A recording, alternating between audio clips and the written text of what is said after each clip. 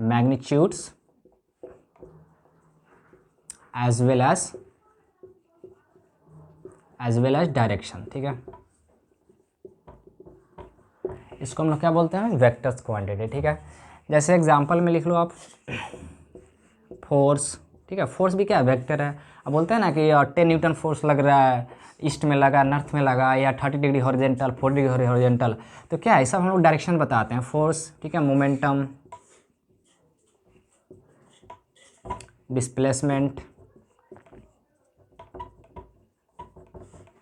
Velocity, acceleration, magnetic field, ठीक है, electric field, सब हम लोग पढ़ने वाले हैं, ठीक है।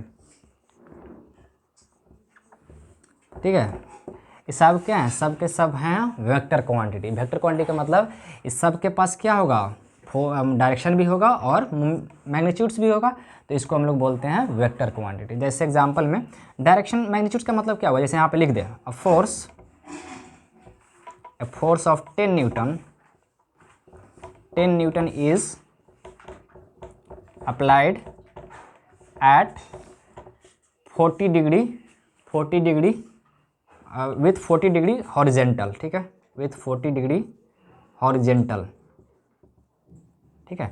तो अब बताओ, अब यहाँ पर जो फोर्स लिखा गया ना, तो इसके बारे में दो इन्फॉर्मेशन दिया गया है, ठीक है।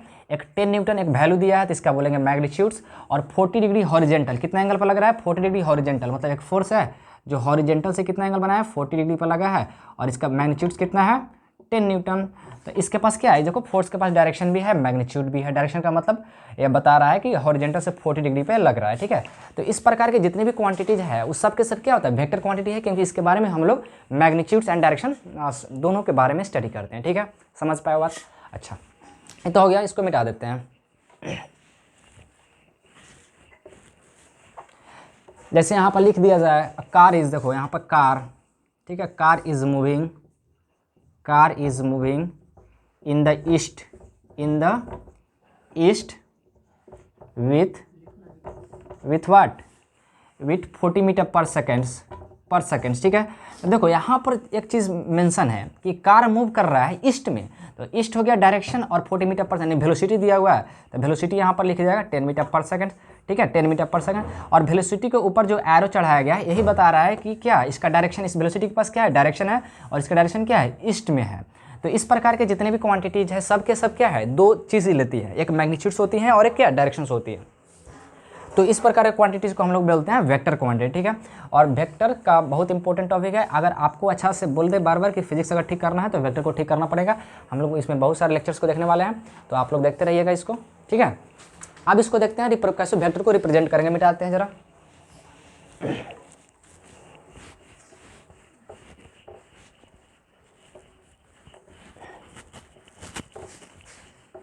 ठीक है, अब देखो जरा, अब देखते हैं रिप्रेजेंटेशंस ऑफ वेक्टर्स। वेक्टर्स को कैसे हम लोग रिप्रेजेंट करने वाले हैं, रिप्रेजेंटेशंस ऑफ वेक्टर्स, ठीक है। कैसे रिप्रेजेंट करेंगे वेक्टर्स को, तो लिख देते हैं कैसे, ग्राफिकल मेथड होता है रिप्रेजेंट करने का तरीका, ठीक है। सेकेंड में क्या होता है, एरो ऑन अल्फ़ाबेट,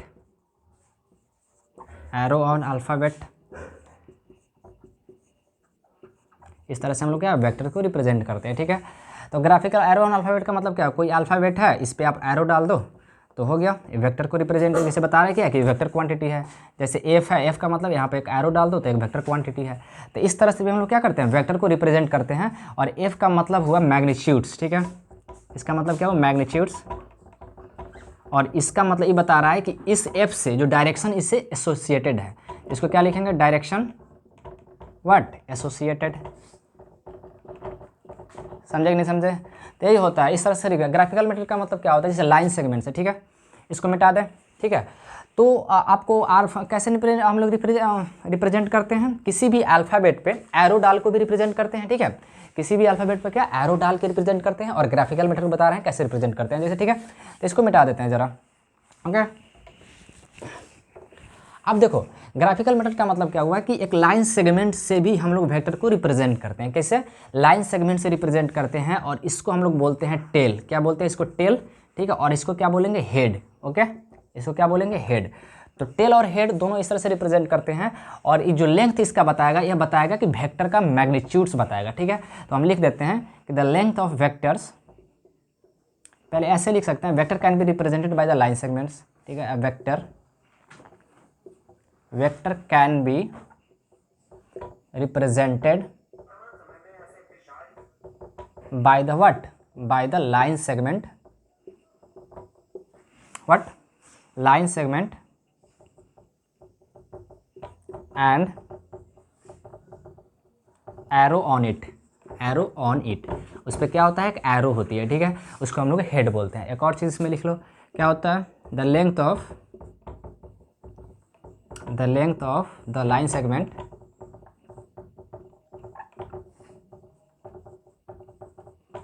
ठीक है, line segment is directly proportional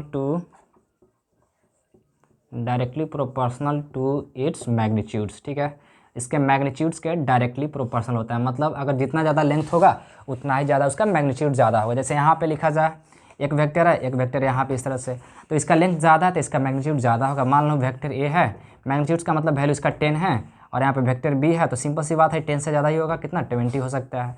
तो इस तरह से हम लोग वेक्टर को रिप्रेजेंट करते हैं। ठीक है, आगे देखते हैं, इसको मिटा देते हैं फटाफट। अच्छे से हो रही है रिकॉर्डिंग? कितने मिनट का हुआ? 11। अरे तेरी 11 हो गया। अब आगे देखते हैं ज़रा, इसको मिटा देते हैं। ठीक है, इसको मिटा देते हैं, मिटा दें। हो गया, तुम भी लिखे हो? लिखे तुम क्यों लिख रहे हो? ग्राफिकल में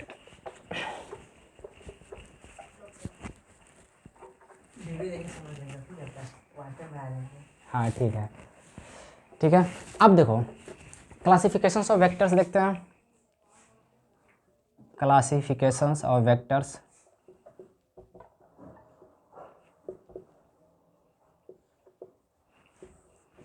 ठीक है। सबसे पहले देखेंगे इक्वल वेक्टर्स क्या होती है। इक्वल वेक्टर्स, ठीक है। तो इक्वल वेक्टर क्या होता है? अगर दो वेक्टर्स हैं, ठीक है, दो वेक्टर्स है, दोनों का मैग्नीट्यूड, ठीक है, दोनों का मैग्नीट्यूड सेम हो और दोनों का डायरेक्शन सेम हो तो उसको बोलेंगे इक्वल वेक्टर। जैसे मान लो वेक्टर ए है, ठीक है, और ये वेक्टर बी है, ठीक है। अगर दोनों वेक्टर्स अगर इक्वल है तो इसको क्या लिखेंगे? Vector A is equal to vector B. कब इक्वल होगा? जब दोनों का डायरेक्शन सेम होगा और मैग्नीट्यूड सेम होगा, ठीक है। तो आप डिफिनेशन लिख लेना कि those vector which having the same magnitude as well as the same direction is known as equal vectors, ठीक है। तो यहाँ पर लिखने की जरूरत नहीं है, आप लिख लेना। सेकेंड में क्या लिखेंगे? सेकेंड में क्या होता है? यूनिट वेक्टर्स क्या होती है? यूनिट वेक्टर, यूनिट वेक्टर क्या होता है? यूनिट वेक्टर होता है वेक्टर हैविंग यूनिट मैग्नीट्यूड, ठीक है। Vectors having what? Having unit magnitudes. Unit magnitude, जिसके पास मैग्नीट्यूड्स यूनिट होती है ना, उसको हम लोग क्या बोलते हैं? Unit vector. मैग्नीट्यूड्स का मतलब वैल्यू, बार बार बोल रहे हैं। जैसे वेक्टर ए है, ठीक है, वेक्टर ए का अगर मैग्नीट्यूड्स 1 है तो इसको बोलेंगे यूनिट वेक्टर, ठीक है, यूनिट वेक्टर बोलेंगे, ओके। और मैग्नीट्यूड देखो, ये दो वर्टिकल बार जो है ना, ये दो वर्टिकल, टू वर्टिकल बार, अगर इस तरह से किसी भी वेक्टर के ऊपर दो वर्टिकल बार डाल दिया जाए तो समझो कि उस वेक्टर के मैग्नीट्यूड्स के बारे में बात हो रही है। Two vertical bar represent what? Magnitudes, represents magnitudes को बताता है, समझे? अच्छी बात है, समझ गए। तो देखो यूनिट वेक्टर का मतलब क्या? जिसके पास मैग्नीट्यूड्स यूनिट हो, ठीक है। एक फार्मूला होता है यूनिट वेक्टर में, बहुत इंपॉर्टेंट, आपको याद रखना। यूनिट वेक्टर, ठीक है, किसी भी वेक्टर के ऊपर देखो कैप लगा दिया जाए, ठीक है, किसी भी वेक्टर के ऊपर अगर कैप लगा दिया जाए तो उसका समझना कि वो यूनिट वेक्टर है। तो unit vector is written as the vector A divide by its magnitudes, ठीक है, ये बहुत इंपॉर्टेंट चीज़ है, याद रखना। वेक्टर ए डिवाइड बाई क्या? Its magnitudes. अगर यूनिट वेक्टर आपको निकालना है तो फार्मूला याद रखना पड़ेगा। आगे हम इस पर बहुत सारे क्वेश्चंस करेंगे, इसको डिस्कस करेंगे कि अगर यूनिट वेक्टर निकालनी है तो क्या लिखेंगे? Vector A divide by it's what? Magnitudes, ठीक है। तो यूनिट वेक्टर है। और यूनिट वेक्टर कैसे लिखते हैं? किसी वेक्टर के ऊपर अगर यूनिट, ठीक है, किसी वेक्टर के ऊपर अगर कैप डाल दिया जाए तो समझो इस तरह से यूनिट वेक्टर लिखा है। जैसे यहाँ पर बी वेक्टर, इसके ऊपर कैप, तो समझो कि बी यूनिट वेक्टर की बात हो रही है, बी का यूनिट वेक्टर है ना, समझ रहा है। और यूनिट वेक्टर किसको रिप्रेजेंट करते हैं? डायरेक्शन को रिप्रेजेंट करते हैं सिर्फ, ठीक है। आगे हम लोग देखेंगे यूनिट वेक्टर के बारे में। अभी इतना हो गया, आगे देखते हैं, ठीक है। इसको मिटा देते हैं फटाफट। अब देखो पैरेलल वेक्टर्स क्या होती है? पैरेलल वेक्टर्स, ठीक है। पैरेलल वेक्टर्स क्या होता है? दो वेक्टर्स, जैसे यहाँ पे पैरेलल वेक्टर, एक वेक्टर ए है और एक वेक्टर बी होगा। तो पैरेलल वेक्टर का मतलब क्या होगा कि डायरेक्शन सेम हो, मैग्नीट्यूड सेम हो या ना हो कोई मतलब नहीं है, लेकिन डायरेक्शन सेम होनी चाहिए, तो उस प्रकार के क्या बोलेंगे? पैरेलल वेक्टर बोलेंगे। देखो यहाँ पे वेक्टर ए है और ये वेक्टर बी है, तो दोनों का डायरेक्शन तो सेम है, तो दोनों का डायरेक्शन सेम है, सिर्फ डिफरेंस किस में है? मैग्नीट्यूड्स का डिफरेंस है। मैग्नीट्यूड्स का डिफरेंस मतलब मान लो ये 5 होगा तो ये 10 होगा, तो दोनों का डायरेक्शन तो सेम है, तो हम ऐसे लिख सकते हैं कि वेक्टर बी बराबर हो जाएगा lambda times vector A, lambda times vector A. इसको ऐसे लिख सकते हैं, नहीं लिख सकते हैं, क्योंकि लेमडा क्या है? लेमडा एक कोई न्यूमेरिकल वैल्यू होगा ना, क्या होगा? न्यूमेरिकल वैल्यू, कोई वैल्यू ही तो होगा, और क्या होगा? लेमडा क्या होगा? वैल्यू होगा। यहाँ पर जैसे बी है तो बी को क्या लिखेंगे? 2 टाइम्स वेक्टर है, और इसमें वेक्टर को डायरेक्शन दोनों का सेम है, तो इस प्रकार से हम लिख सकते हैं। अगर डायरेक्शन अगर सेम नहीं होती तब इस तरह से हम नहीं लिखते हैं, ठीक है। तो यही याद रखिए, पैरेलल वेक्टर के पास क्या होता है? सेम डायरेक्शन होता है। Those vector which having the same direction is known as what? Parallel vectors. लिखो इसको, those vectors which having same direction, जिसके पास डायरेक्शन सेम हो उसको हम लोग क्या बोलेंगे? पैरेलल वेक्टर्स बोलेंगे, ठीक है। तो पैरेलल वेक्टर इस तरह से हम लोग पैरेलल वेक्टर्स को लिख सकते हैं, ठीक है। इसको भी मिटा देते हैं फटाफट, इसको मिटा देते हैं। अच्छा, अब देखेंगे, ठीक है, अब देखेंगे, ठीक है, कोप्लेनर वेक्टर्स क्या होती है? कोप्लेनर वेक्टर्स, ठीक है। तो कोप्लेनर वेक्टर का मतलब क्या हुआ? देखो, कोप्लेनर वेक्टर का मतलब हुआ कि जो एक ही प्लेन में आए उसी को हम लोग क्या बोलेंगे? कोप्लेनर वेक्टर्स बोलेंगे। जैसे यहाँ पे मान लेते हैं, एक प्लेन बना लेते हैं, ठीक है, और इसमें बहुत सारा वेक्टर्स ए है, वेक्टर बी है, ठीक है, वेक्टर सी है, मान लो वेक्टर ए है, वेक्टर बी है और वेक्टर सी है, एक ही प्लेन में आ रहा है। प्लेन का मतलब समझ रहे हैं ना? जैसे एक प्लेन, जैसे दीवार है, एक प्लेन हो गया, फिर इसका हॉरिजॉन्टल वाला पार्ट एक प्लेन हो गया। तो मान लो कि बहुत सारा वेक्टर्स अगर इस दीवार के साइड्स में ही आ रहा है तो क्या बोलेंगे? उसको कोप्लेनर वेक्टर, जो एक ही प्लेन में आया, ठीक है। तो those vectors lies in the same plane, उसको हम लोग क्या बोलेंगे? बोलो, coplanar vectors is called what? Coplanar vectors, ठीक है। तो ई ए बी सी और क्या है? कोप्लेनर वेक्टर्स है, ठीक है। आई होप कि आपको समझ आ रही होगी। इसको मिटा देते हैं, मिटा देते हैं। अब देखते हैं, ठीक है, अब देखते हैं क्या नेगेटिव वेक्टर्स क्या होती है? Negative vectors,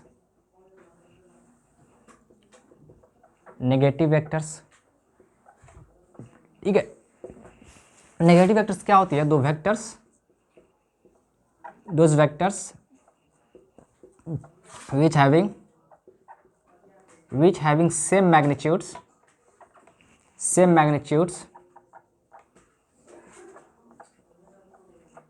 but opposite direction, ठीक है। जिसके पास मैग्नीट्यूड तो सेम होती है बट अपोजिट, जिसके पास डायरेक्शन क्या होगा? अपोजिट होती है, उसी को हम लोग क्या बोलेंगे? ठीक है, इसको बोलेंगे नेगेटिव वेक्टर। जैसे यहाँ पे मान लो वेक्टर ए है, वेक्टर ए यहाँ पे है, ठीक है, और वेक्टर बी, ठीक है, और वेक्टर ए है और वेक्टर बी, ठीक है, वेक्टर बी यहाँ पे है, ठीक है। दोनों का मैग्नीट्यूड हमको देख रहा है, लेकिन दोनों का सेम है, तो मैग्नीट्यूड सेम है, लेकिन एक चीज़ क्या है? डिफरेंस किसका है? डिफरेंस सिर्फ डायरेक्शन का है, इधर जा रहा है, इसका जस्ट अपोजिट में है। तो हम लिख सकते हैं, ठीक है, क्या लिख सकते हैं कि वेक्टर ए जो होगा माइनस ऑफ वेक्टर बी होगा कि नहीं होगा? बिल्कुल होगा, क्योंकि इसी को बोलते हैं नेगेटिव वेक्टर। नेगेटिव वेक्टर का मतलब क्या है? इस वेक्टर का उल्टा, मतलब वेक्टर ए इधर जा रहा था, इसका नेगेटिव वेक्टर क्या हो जाएगा? इधर अपोजिट डायरेक्शन हो जाएगा, माइनस ए वेक्टर। माइनस का मतलब बता रहा है कि नेगेटिव वेक्टर से, ठीक है। तो this is what? This is the negative vector. Okay, I hope की चीज़ें समझ आ रही है। अब इसको मिटा देते हैं फटाफट। अभी देखो इंट्रोडक्शन चल रहा है इसमें वेक्टर्स का, ठीक है, तो यही सब चलेगा वेक्टर्स का, नेगेटिव वेक्टर्स, यूनिट वेक्टर, ठीक है। इसके बाद में हम लोग इंपॉर्टेंट चीज़ देखने वाले हैं, addition of vectors, subtraction of vectors, ठीक है, बहुत सारी इंपॉर्टेंट चीज़ है, ठीक है। समझ आया? इसको मिटा देते हैं। ओके, मिटा दें। कितना मिनट की वीडियो देखो तो सही, 19, ठीक है, ये सब हो गई, ठीक है। अब देखते हैं यहाँ पे, ठीक है, अभी बाद में देखेंगे कि पोजीशन वेक्टर क्या होता है, डिस्प्लेसमेंट वेक्टर क्या होता है, ठीक है। अब यहाँ पे हो गया, एक इंपॉर्टेंट चीज़ और बात कर लेते हैं यहाँ पे, एंगल बिटवीन द वेक्टर्स, ठीक है, एंगल बिटवीन द वेक्टर्स,